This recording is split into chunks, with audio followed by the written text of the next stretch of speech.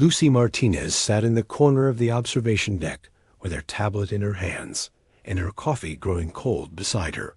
She watched the stars move past the large windows of the ISS Frontier as the massive ship traveled through space toward the tournament station. Around her, the other crew members talked loudly about the upcoming Galactic Combat Tournament. Their voices filled the room with excitement and worry mixed together like oil and water. She kept her eyes on her work while listening to their conversations. Captain Jake Morrison stood near the main display talking with Lieutenant Amy Foster about battle plans. His voice carried across the room as he explained different fighting techniques to the younger officers. Sergeant Kevin Brooks sat at a nearby table, cleaning his weapons and checking his armor for the third time that day. The three of them would represent Earth in the tournament that happened every 5 years. Lucy pulled her legs up under herself in the chair and continued reading about alien languages on her tablet. She had spent the last 2 years learning about the different species they would meet at the tournament. The Vorthik warriors were tall and strong with forearms and skin that looked like crystal. The Zephyrians moved like snakes and could think faster than most computers. The Axion Empire had won the tournament for 10 years straight because their warriors could fight with their minds instead of just their bodies. The door to the observation deck opened with a soft hiss and more crew. Members entered. They glanced at Lucy sitting alone in her corner, but said nothing to her. She had been on the ship for 6 months, but most people still forgot her name. They knew she worked with communications and languages, but that was about all. She liked it that way because it meant she could listen and learn without people bothering her. The ship's computer announced that they would arrive at the tournament station in 2 hours. Everyone got more excited and started talking faster. Lucy closed her tablet and picked up her coffee cup. The liquid inside had turned completely cold, but she drank it anyway. She stood up slowly and walked toward the window to get a better look at their destination. The tournament station looked like a giant metal flower floating in space. It had dozens of arms reaching out in all directions, with ships from different worlds attached to each one. Lucy could see the massive Vorthik, vessels that looked like floating cities made of black stone. The Zephyrian ships twisted through space like silver ribbons. The Axion Empire's fleet formed perfect geometric patterns that hurt her eyes to look at directly. Captain Morrison noticed her standing by the window and walked over. He was a good man who tried to include everyone, but Lucy could tell he was nervous about the tournament. His hands kept moving to check his equipment belt, even though nothing was there. "How are you feeling about meeting all these aliens, Lucy?" he asked with a smile that did not reach his eyes. She looked up at him and then back at the station. "I think it will be interesting to see how they communicate with each other," she said quietly. "Well, you'll get plenty of chances to practice your translation skills," he said. "Just remember to stay close to the group when we dock. Some of these species don't think much of humans, and I don't want anyone getting hurt." Lucy nodded and watched as more ships arrived at the station. She could see beings moving around inside the transparent sections of different vessels. The Vorthik looked even bigger than she had imagined from the pictures in her files.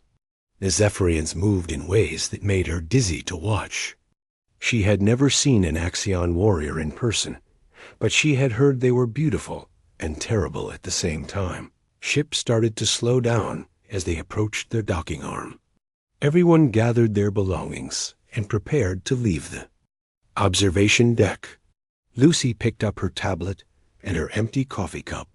She followed the group toward the exit, but stayed at the back where she felt more comfortable. The docking process took 30 minutes, and Lucy spent the time reviewing her notes about alien customs and greeting rituals. She wanted to make sure she did not accidentally insult anyone during their stay at the station. Each species had different rules about eye contact, hand gestures, and personal space. The Vorthik considered it rude to look directly at their faces. The Zephyrians communicated partly through color changes in their scales. The Axians demanded absolute respect and would punish anyone who showed weakness or disrespect. When the docking was complete, the crew gathered in the main corridor near the airlock. Captain Morrison gave everyone a final briefing about staying together and being respectful to their hosts. He reminded them that Earth's reputation in the galaxy depended on how well they performed in the tournament and how they behaved during their visit. The airlock opened, and they walked into the tournament station. The corridor beyond was enormous, with a ceiling that disappeared into shadows above them. Beings from dozens of different worlds moved past them in both directions. Lucy tried not to stare, but she had never seen so many different types of aliens. In one place, they followed signs toward the main gathering hall where the opening ceremonies would take place. Lucy walked behind the others and kept her tablet ready in case she needed to translate something quickly.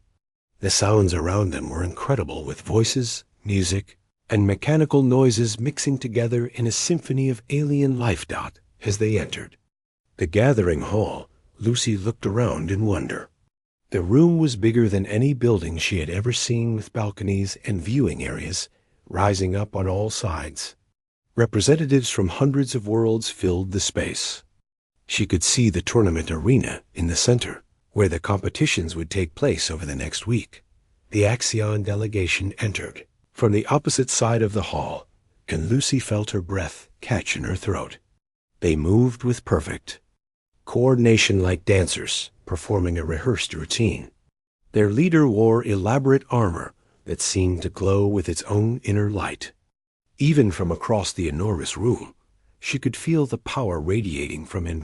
Captain Morrison leaned down to whisper in her ear, "That's Commander Vex High, the Axion champion. He's won every tournament for the past decade." Lucy nodded and made a note on her tablet. She watched as the alien champion surveyed the room with obvious disdain. His gaze swept over the human delegation and dismissed them without a second thought.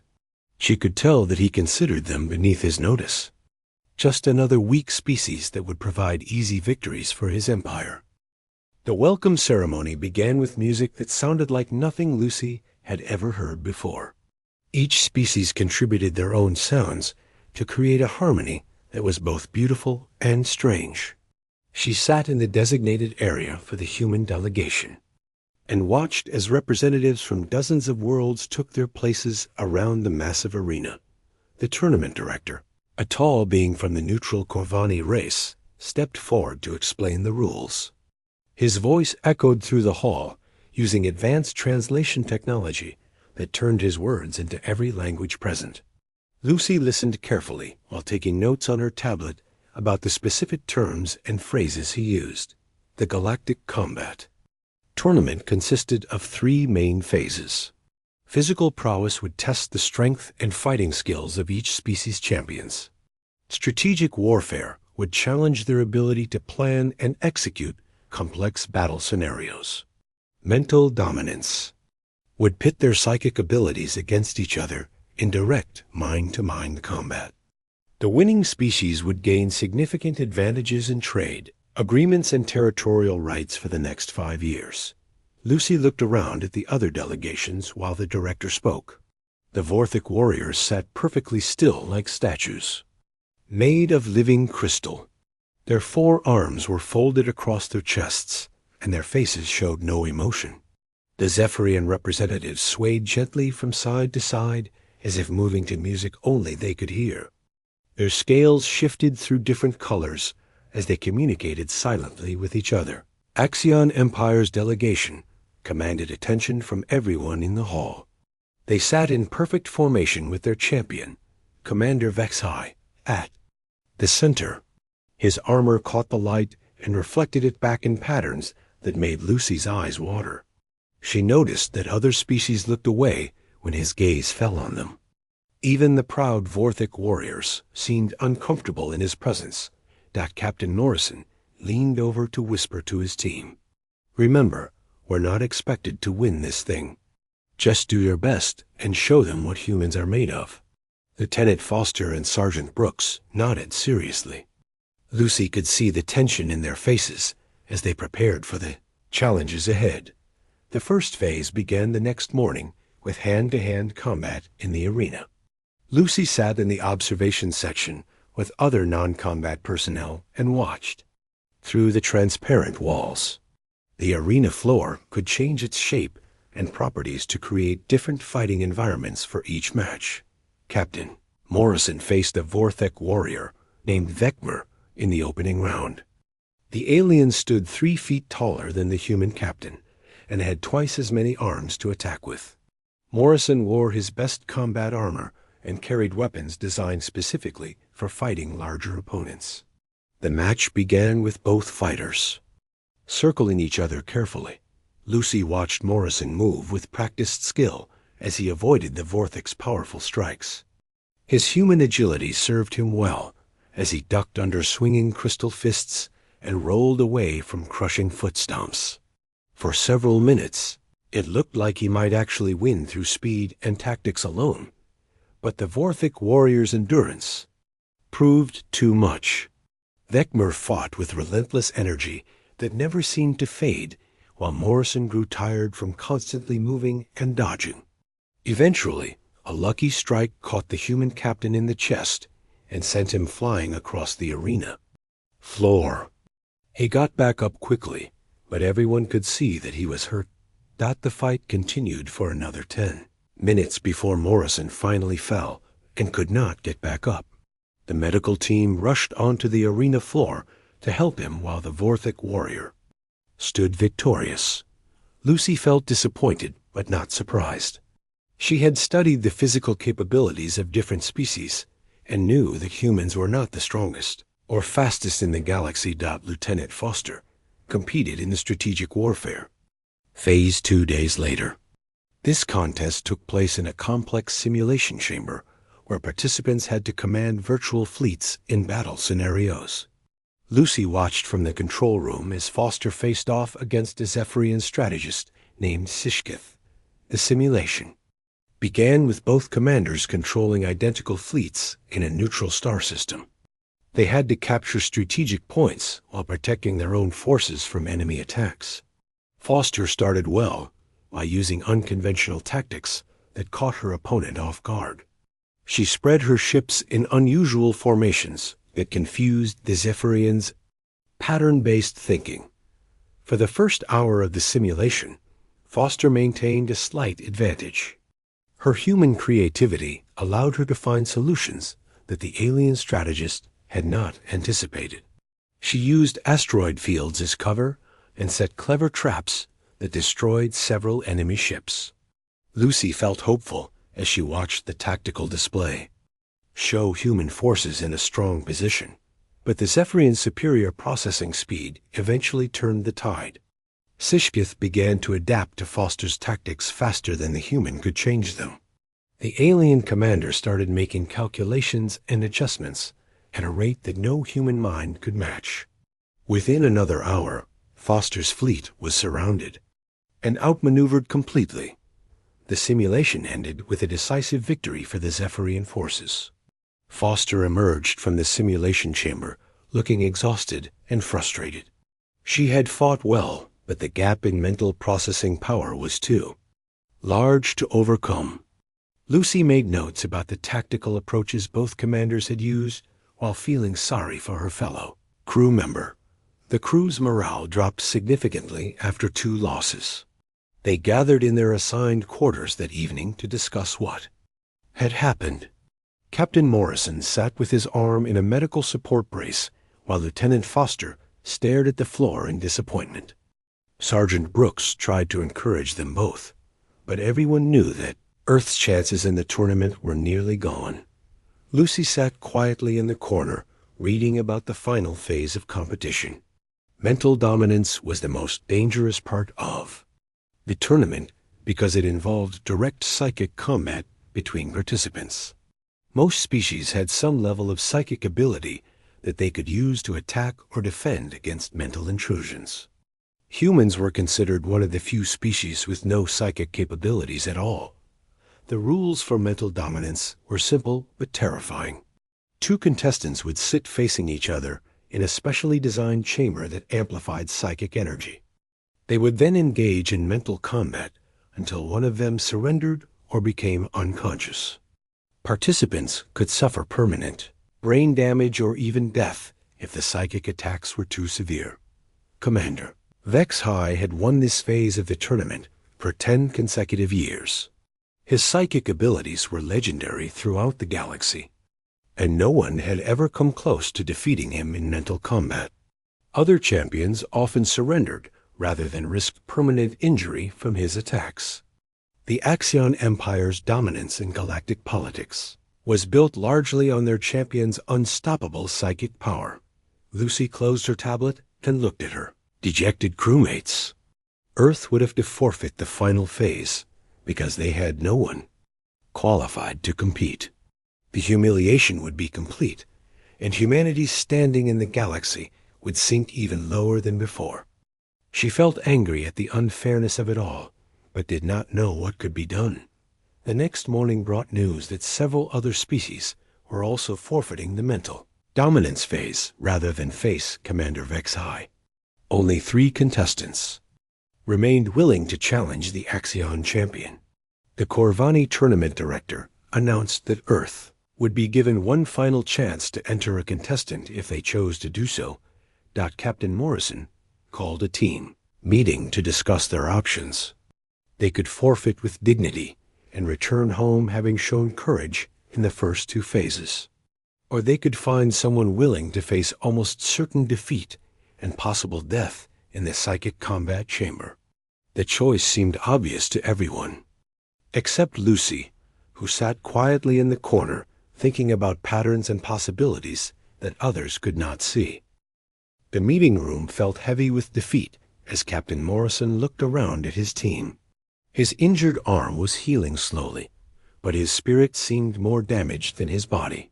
Lieutenant Foster sat with her head in her hands while Sergeant Brooks cleaned his weapons for the 100th time since arriving at the station. The other crew members stared at the table or out the window at the alien ships surrounding them. "We have 6 hours to decide," Morrison said quietly. "The tournament director needs our final answer about the mental dominance phase. I won't order anyone to face Commander Vex High. The risk is too great." Lucy sat in her usual spot near the back wall with her tablet balanced on her knees. She had been reading about psychic combat techniques for the past 3 days while her crewmates dealt with their disappointment. The information she found was disturbing, but also fascinating in ways that others might not understand.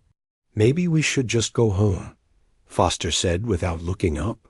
"We've already proven that humans don't belong in this tournament. Why make it worse by getting someone killed?" Brooks stopped cleaning his rifle and looked at her with frustration. "We can't just give up. What kind of message does that send to Earth? That we're cowards who run away when things get difficult?"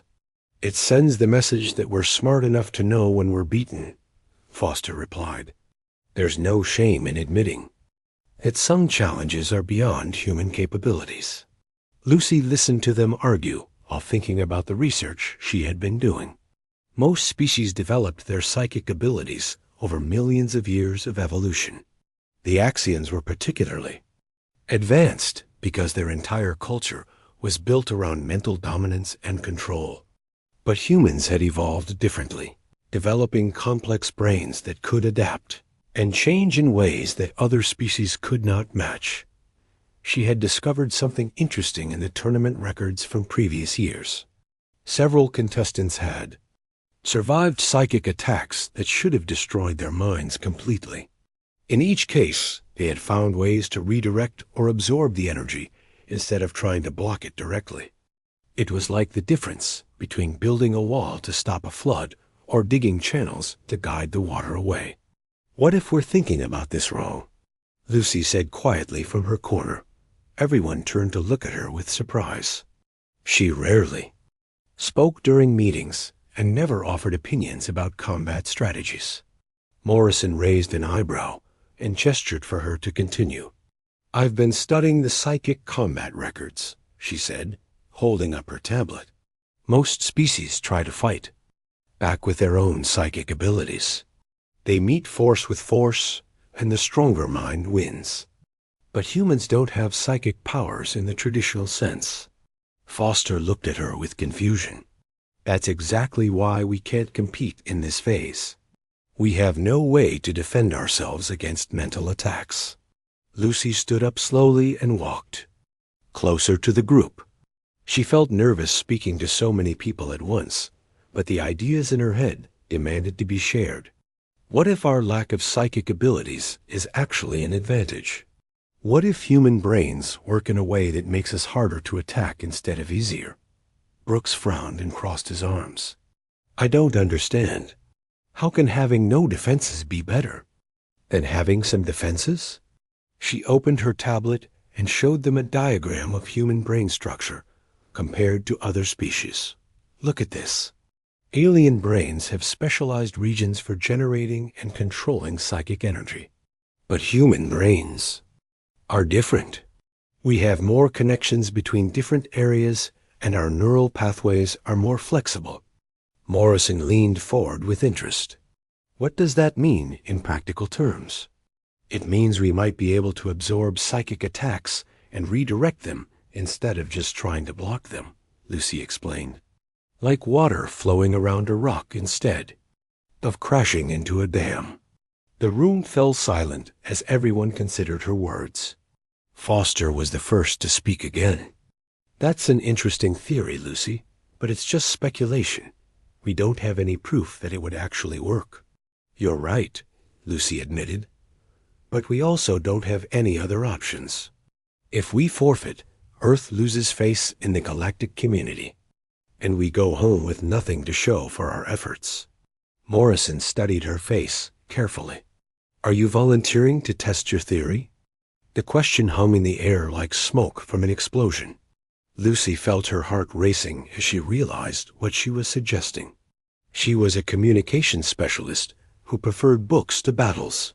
She had never been in a real fight in her entire life. The idea of facing Commander Vexhai in psychic combat was terrifying, but she also felt a strange certainty that her theory was correct. Human brains had evolved to survive in ways that other species could not imagine. They were survivors who adapted to impossible situations and found solutions where others saw only problems. Maybe that was exactly what was needed in this situation. "Yes," she said simply. "I volunteer." The explosion of protests and objections was immediate and loud. Morrison started to explain why it was too dangerous, while Foster listed all the reasons. Why Lucy was not qualified for combat. Brooks suggested that he should volunteer instead, even though he had no psychic abilities either. Lucy held up her hand and waited for them to quiet down. "I know this seems crazy," she said, "but think about what we know about Commander Vexhai. He's used to fighting opponents who try to match his psychic strength. He expects resistance and prepares for it. What if he faces someone who doesn't resist at all?" Morrison shook his head slowly. "Lucy, psychic combat isn't like a debate or a puzzle you can solve with research. This alien can literally crush minds with his thoughts. He's killed opponents before, even when they had strong psychic defenses." "That's exactly my point," she replied. "He's killed opponents who tried to fight back using psychic powers. But I don't have any psychic powers to fight back with. My brain works completely differently than anything he's ever faced before." Foster stood up and began pacing around the room. "This is insane. We're talking about letting our communications officer face the most dangerous psychic warrior in the galaxy. It's suicide." "Maybe," Lucy said calmly, "but maybe it's also the only chance we have. If I'm wrong, I'll probably die quickly, and Earth will forfeit with dignity. If I'm right, we might actually have a chance to win." Brooks looked at her with new respect. You're braver than any of us gave you credit for. But bravery won't protect you from psychic attacks that can tear your mind apart. Lucy walked to the window and looked out at the tournament station, bustling with activity. Representatives from dozens of worlds were preparing for the final phase of competition. She could see Axion warriors moving through the corridors with their characteristic arrogance and confidence. "I've been watching Commander Vex High for the past few days," she said without turning around. "He's incredibly powerful, but he's also predictable. He uses the same attack patterns against every opponent. He relies on overwhelming force because it's always worked before." She turned back to face her crewmates. "But humans have always been good at finding weaknesses that others miss. We survived ice ages and disasters that should have wiped us out. We learned to use tools and work together in ways that gave us advantages over stronger predators." Morrison was quiet for a long moment as he considered her arguments. Finally, he sighed deeply and rubbed his forehead with his good hand. "If you're determined to do this, I can't stop you. But I want you to understand the risks completely. Psychic combat can cause permanent brain damage even if you survive. You could end up spending the rest of your life in a medical facility." "I understand," Lucy said. "But I also understand that sometimes you have to take risks to achieve something worthwhile. Earth needs to show the galaxy that humans are not just another weak species to be ignored or dismissed." Foster stopped pacing and looked at her directly. "What makes you think you can succeed where trained warriors have failed?" Lucy smiled for the first time since the conversation began. "Because I'm not a trained warrior.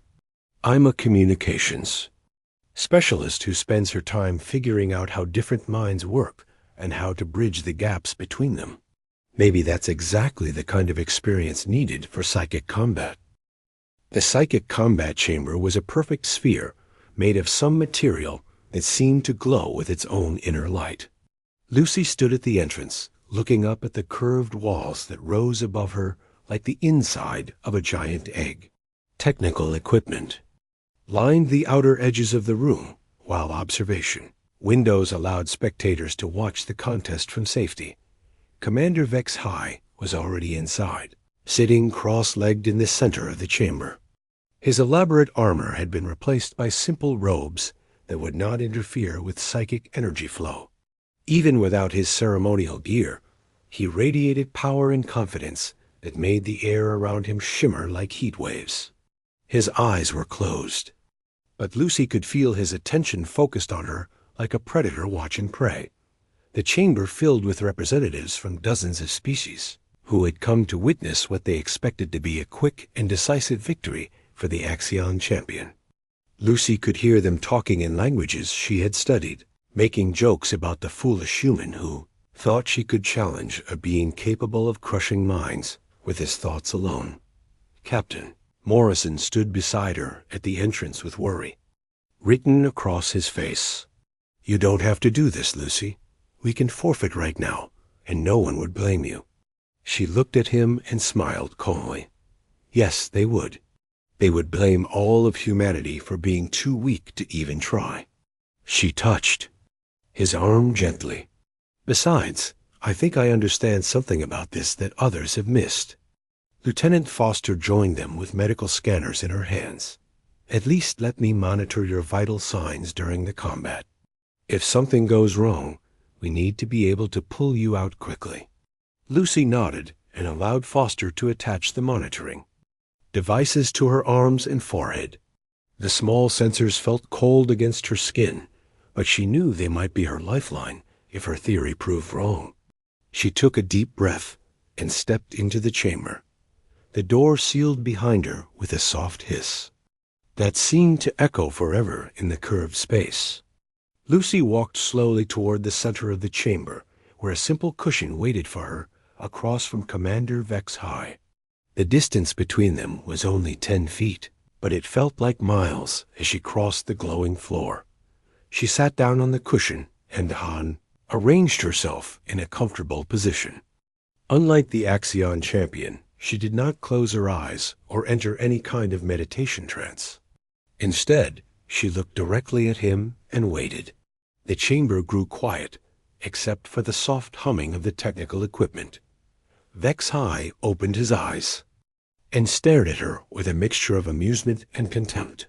When he spoke, his voice carried easily through the chamber, despite the fact that he barely whispered. "You are either very brave or very stupid, little human. I have killed beings far more powerful than you without even trying." "I know," Lucy replied quietly. "I've studied all your previous matches. You're very good at what you do." He laughed, a sound like breaking glass. "Good? I am perfection. I am the ultimate expression of mental dominance that your primitive species could never hope to understand." His eyes began to glow with inner light. "I will make your death quick as a courtesy to your fellow humans." The tournament director's voice echoed through the chamber from hidden speakers. "Contestants are ready. Psychic combat will begin in 10 seconds. 9, 8, 7. Lucy closed her eyes and tried to calm her racing heart.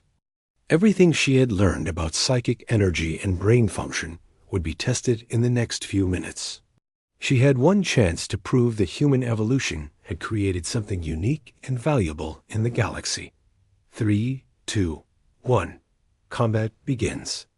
The first attack hit her like a lightning bolt made of pure thought.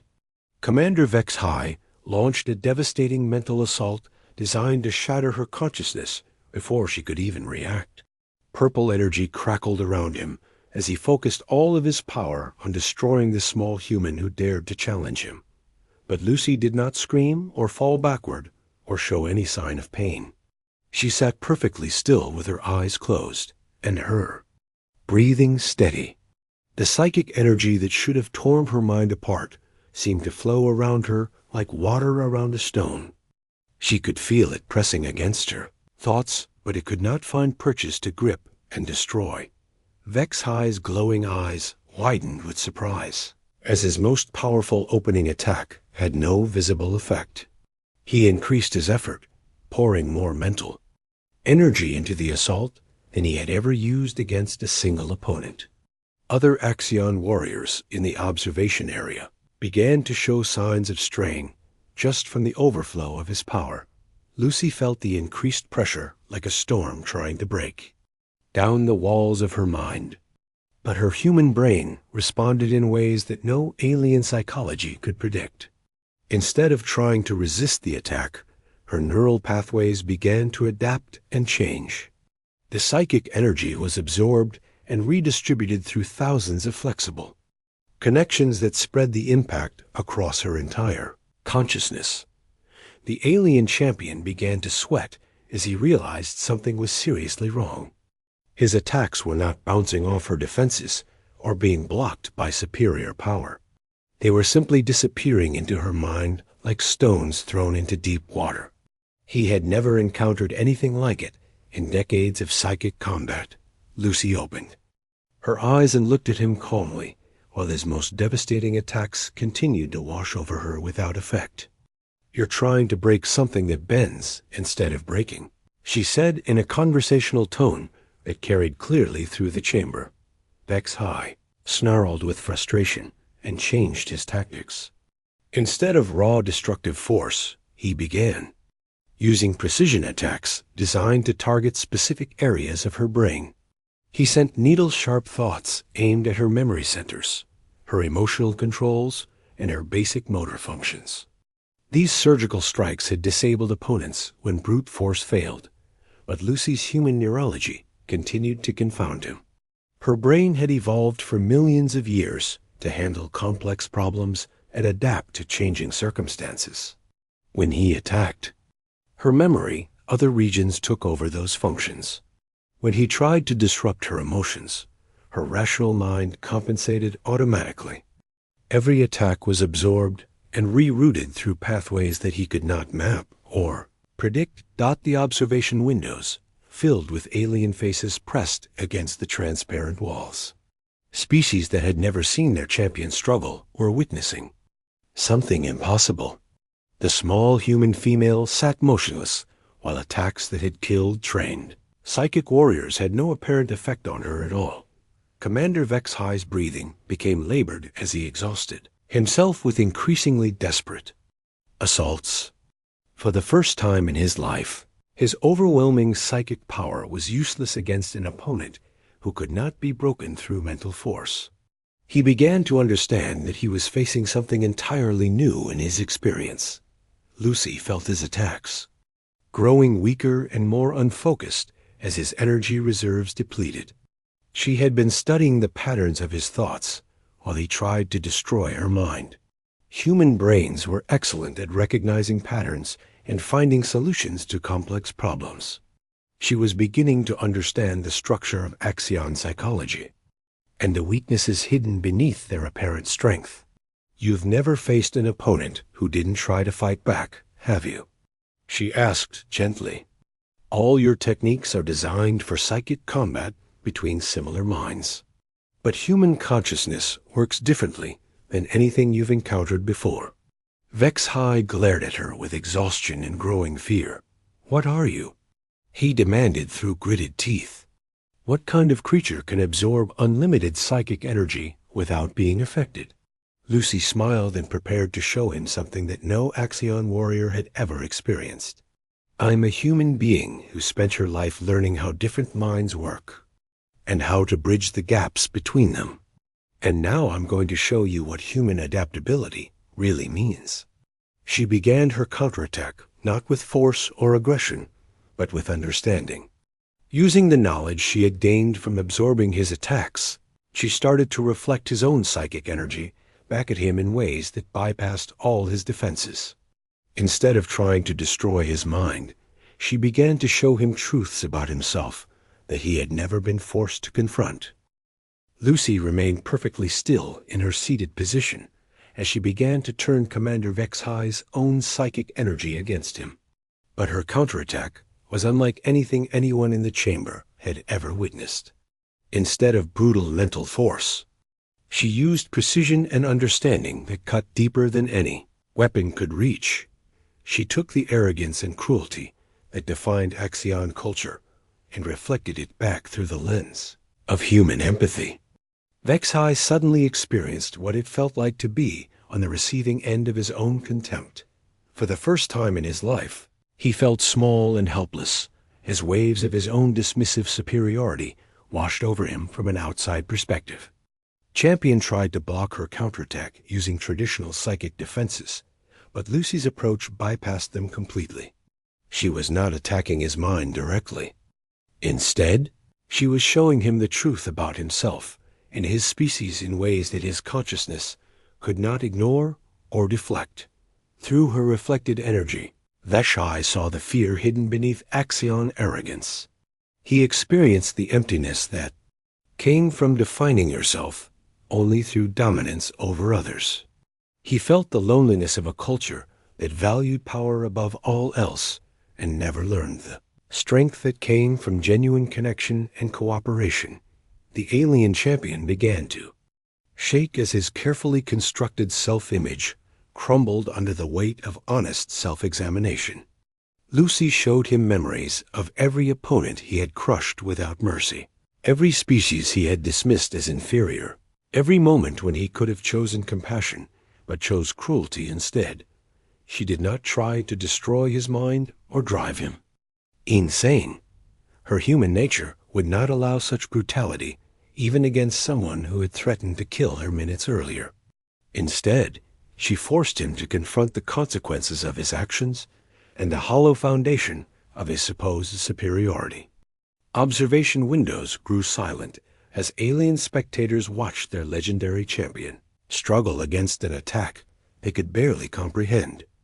The Vorthic warriors stood motionless, with their crystal faces reflecting confusion and concern. The Zephyrian scales shifted through colors that indicated deep disturbance and uncertainty. Even other Axion representatives looked shaken as they watched their greatest warrior falter. Commander Vexhi tried desperately to rebuild his mental defenses, but Lucy's counterattack continued to bypass every barrier he erected. She showed him what the galaxy looked like from the perspective of species he had terrorized for decades. He experienced the hopelessness of civilizations that lived in fear of Axion retribution. He felt the pain of families torn apart by his empire's cruel policies. "Stop," he whispered, but Lucy could hear the plea echoing through the psychic connection between them. "Please stop." She could have pressed her advantage and completely shattered his mind, but that was not the human way. Instead, she began to show him possibilities he had never considered. She shared memories of human cooperation and sacrifice, of strength found in helping others rather than dominating them, of the deep satisfaction that came from building something together instead of tearing it down alone. The champion's resistance crumbled as he experienced emotions that Axion culture had taught him to despise as weakness. He felt love between human family members who supported each other through difficult times. He experienced the joy of discovery shared between scientists working together to solve complex problems. He witnessed acts of courage by ordinary people who risked themselves to protect strangers. Tears began to stream down Vesius' face as he encountered compassion for the first time in his life. The psychic energy that had once been his greatest weapon turned into a bridge that connected him to feelings he had been taught to reject. Lucy's counterattack was not destroying him, but transforming him into something his own species would not recognize. "I yield," he said quietly, his voice broken with emotion. "I surrender to you, human warrior."